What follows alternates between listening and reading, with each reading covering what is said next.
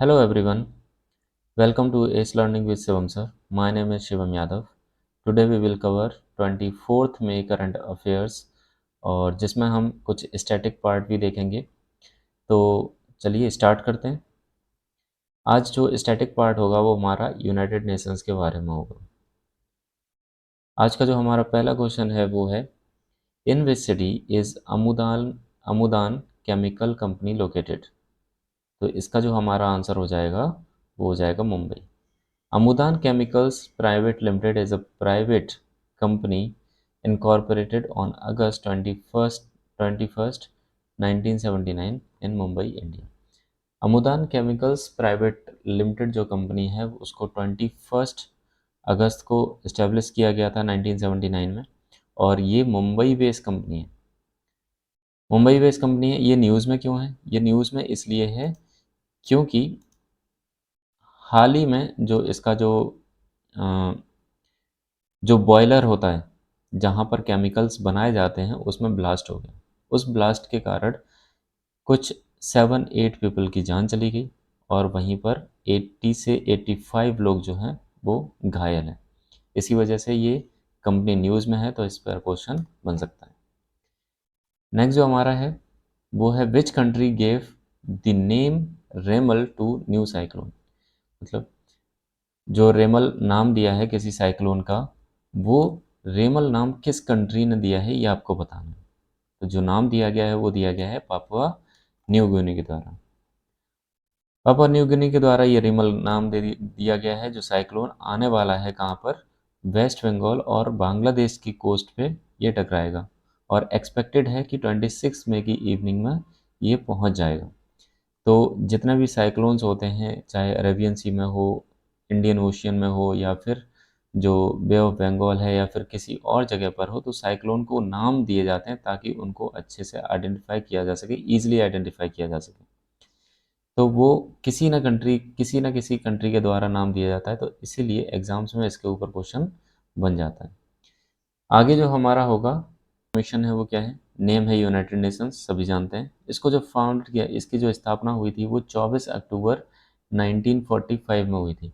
अच्छा, जो भी मैं बोल रहा हूँ शायद कुछ चीज़ें यहाँ पर ना लिखी हों, लेकिन मेरे शब्दों पर ध्यान कीजिए, तो उससे कुछ एक्स्ट्रा नॉलेज ही आपको मिलेगी, कुछ एक्स्ट्रा क्वेश्चंस यहाँ से फ्रेम हो जाएंगे। जैसे 24 अक्टूबर 1945 में इसकी स्थापना की गई थी, तो इसीलिए हम हर साल 24 अक्टूबर को यूनाइटेड नेशंस डे सेलिब्रेट करते हैं। ठीक है। इसका पर्पज़ क्या था? क्योंकि वर्ल्ड वॉर फर्स्ट हुआ था, फिर वर्ल्ड वॉर सेकंड हुआ, तो ये जो वर्ल्ड वॉर होते हैं वो कंट्रीज़ के बीच में जो डिस्प्यूट होते हैं, उन डिस्प्यूट्स को पीसफुली कम या फिर ख़त्म वाला कोई होता नहीं है। तो इसी वजह से इस यूनाइटेड नेशंस को इस्टेब्लिश किया गया, और ये अब अभी तक के जो टाइम पीरियड इसका जो रहा है वो इसमें इसकी सक्सेसफुल जर्नी ही हमें देखने को मिली है। हेडक्वार्टर्स की बात करें तो इसके हेडक्वार्टर्स हो जाएंगे न्यूयॉर्क में, यूनाइटेड स्टेट्स में।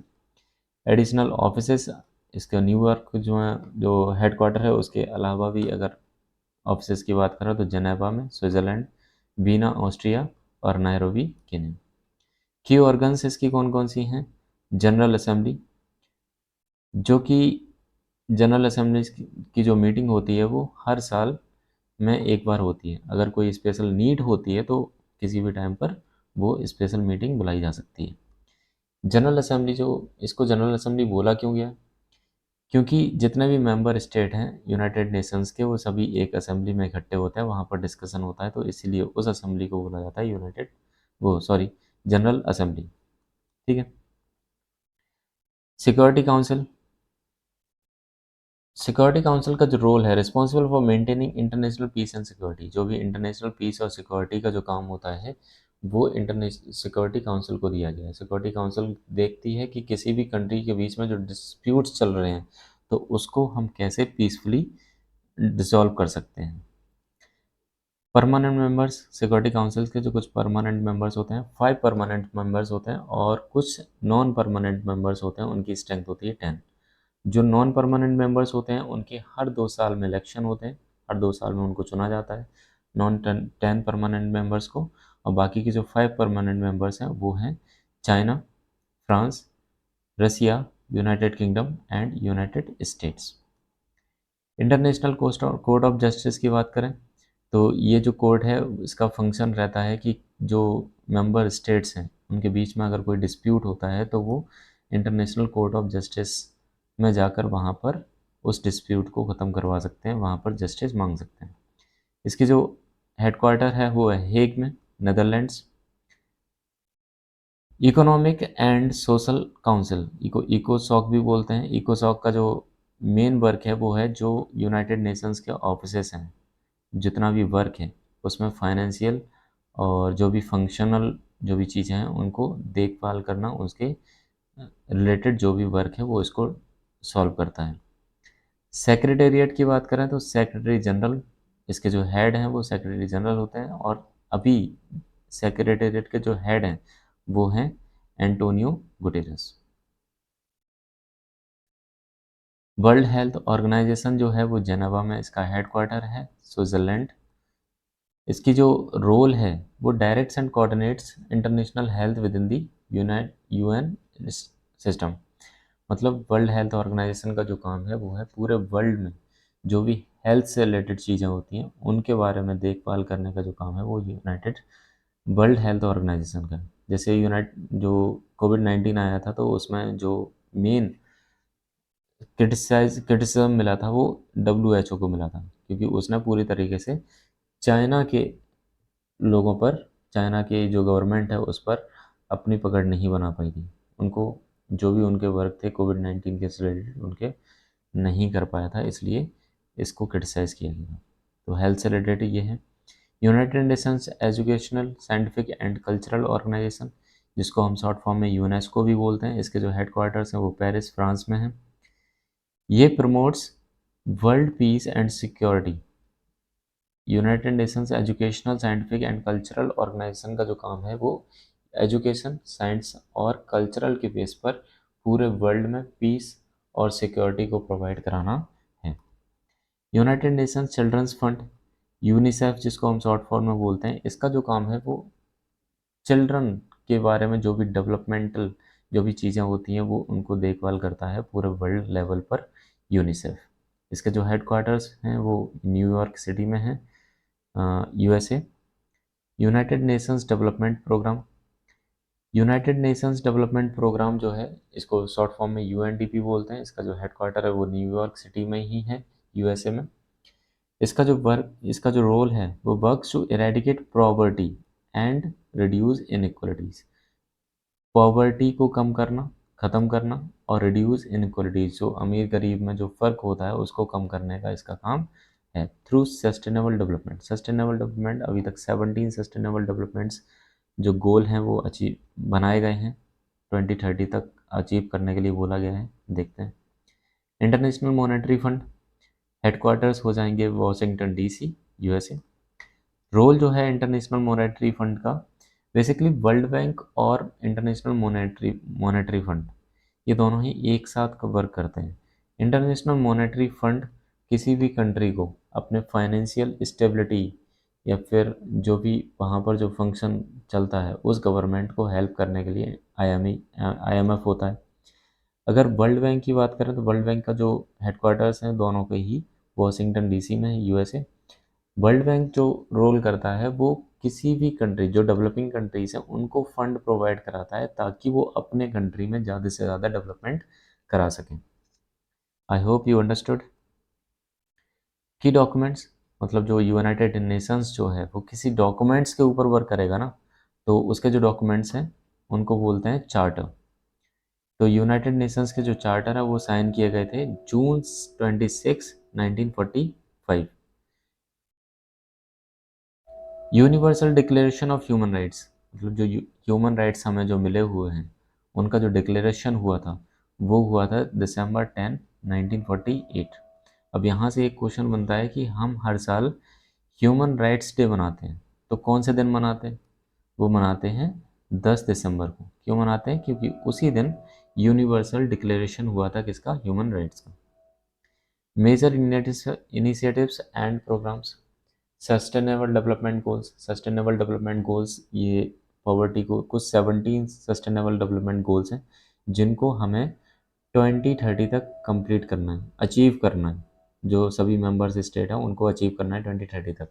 तो 17 सस्टेनेबल डेवलपमेंट गोल्स हैं, तो इनके बारे में आप देख सकते हैं। पीस कीपिंग ऑपरेशंस मतलब जो अनस्टेबिलिटी होती है डिफरेंट कंट्रीज़ में, मेंबर स्टेट्स में, तो वहाँ पर पीस कीपिंग फोर्सेस लगाई जाती हैं। और पीस कीपिंग फोर्सेस में जो सोल्जर्स होते हैं वो डिफरेंट डिफरेंट कंट्रीज से जाते हैं और उनको हायर किया जाता है यूनाइटेड नेशंस के द्वारा। मेंबरशिप मेंबर स्टेट जो हैं इसके 193 हैं अभी तक। 2024 की अगर बात करें तो 193 अभी तक हैं। Major conferences and summits, UN climate change conferences, इसके बारे में कोप, कोप के बारे में आप न्यूज़ में सुनते होंगे अक्सर। तो कोप 28 जो अभी हुई थी रिसेंटली 2023 में, वो हुई थी दुबई में। और कोप 29 जो 2024 में होगी वो होगी बाकू, जो कि अज़रबैजान की कैपिटल है। यूनाइटेड जनरल असेंबली, इसके जो सेशंस होते हैं वो एनुअली होते हैं, बीच बीच में अगर कोई इमरजेंसी होती है तो वहाँ पर भी बुलाए जा सकते हैं। सिग्निफिकेंट अचीवमेंट्स क्या रहे हैं इसके? पीस कीपिंग मिशंस जो हैं, जो पीस कीपिंग फोर्सेस है वो अलग अलग कंट्रीज़ में जाती है जहाँ बहुत ही ज़्यादा अनस्टेबिलिटी होती है, तो उनको पीस प्रोवाइड कराने में ये सोल्जर्स, ये फोर्सेस काम आती हैं। तो इसमें बहुत बड़ा रोल है यूनाइटेड नेशंस का। साथ ही अगर बात करें humanitarian humanitarian assistance, humanitarian assistance मतलब जो भी डिज़ास्टर्स, जो भी कन्फ्लिक्ट्स होते हैं उनमें इनके जो वॉलंटियर्स होते हैं वो जाकर हेल्प करते हैं डिफरेंट डिफरेंट कंट्रीज़ में, ताकि स्थिति को संभाला जा सके। इंटरनेशनल एग्रीमेंट्स की अगर बात करें, facilitation of international treaties and agreements such as the Paris agreement on climate change. International agreements जो होते हैं वो भी कहीं ना कहीं यूनाइटेड नेशंस की निगरानी में होते हैं। जैसे कि पेरिस एग्रीमेंट, ये जो क्लाइमेट चेंज हो रहा है तो उस पर पेरिस एग्रीमेंट हुआ है, तो वो यूनाइटेड नेशंस के इनिशिएटिव्स की वजह से हुआ है। चैलेंजेस एंड क्रिटिसिज्म, अब जैसे जो यूनाइटेड नेशंस की वर्ल्ड हेल्थ ऑर्गेनाइजेशन हो गई, तो कोविड-19 के टाइम पर बहुत सारे इश्यूज जो थे इनके ऊपर क्वेश्चन मार्क किया गया। तो इसीलिए कहते हैं कि यूनाइटेड नेशंस में हमारे रिफॉर्म्स की ज़रूरत है। बहुत टाइम हो गया इनको उन्हीं अपने पुराने चार्टर, उन्हीं रूल्स के अकॉर्डिंग चलते हुए। तो अब टाइम आ गया है कि यहाँ पर कुछ रिफॉर्म्स किए जाएँ। जैसे चाइना है, वो one of the permanent members है तो अपनी मनमानी करते हैं, तो ऐसा ना हो, इसीलिए रिफॉर्म्स करने की ज़रूरत है। अच्छा, कुछ भी हुआ हो लेकिन फिर भी अगर हम यूनाइटेड नेशंस की बात करें तो वर्ल्ड वॉर सेकंड के बाद में ये मोस्ट सक्सेसफुल ऑर्गेनाइजेशन रही है, जिन्होंने अभी तक जो कंट्रीज़ हैं उनके डिस्प्यूट को ख़त्म करने में कहीं ना कहीं बहुत ही ज़्यादा कामयाब रहे हैं। तो हम कह सकते हैं कि ये एक सक्सेसफुल ऑर्गेनाइजेशन भी रही है। फंडिंग एंड रिसोर्सेज, इसका जो फंड आते हैं वो पूरी तरीके से डिपेंड हैं डिफरेंट डिफरेंट कंट्रीज़ पे, ताकि वहाँ से जो फंड आता है उससे ये अपना स्टेबिलिटी बना पाएँ, अपने फंक्शंस को रेगुलेट कर पाएँ। United Nations continues to play a vital role, ये हमने पढ़ लिया। इंटरनेशनल रिलेशंस में इन्होंने बहुत बड़ा रोल प्ले किया है। प्रमोटिंग पीस, पीस को प्रमोट करने में, सिक्योरिटी को बनाने में, एंड कोऑपरेशन अमंग नेशंस, जो डिफरेंट डिफरेंट कंट्रीज़ हैं उनके बीच में कोऑपरेशन बनाने में भी इनका बहुत बड़ा रोल रहा है अभी तक। आज का जो हमारा नेक्स्ट क्वेश्चन है वो है, at 16 who scaled Mount Everest to become youngest Indian to achieve the feat. मतलब माउंट एवरेस्ट पर चढ़ने वाला अभी तक का यंगेस्ट इंडियन जो बन के आया है, उभर के आया है, वो है, इसका जो आंसर है वो हो जाएगा काम्या कार्तिकेयन। ये एक फीमेल हैं और काम्या कार्तिकेयन जो हैं वो 16 साल में इन्होंने माउंट एवरेस्ट पर चढ़ाई कर दी है। ये ना नेपाल साइड से इन्होंने चढ़ना स्टार्ट किया था, स्केलिंग स्टार्ट की थी।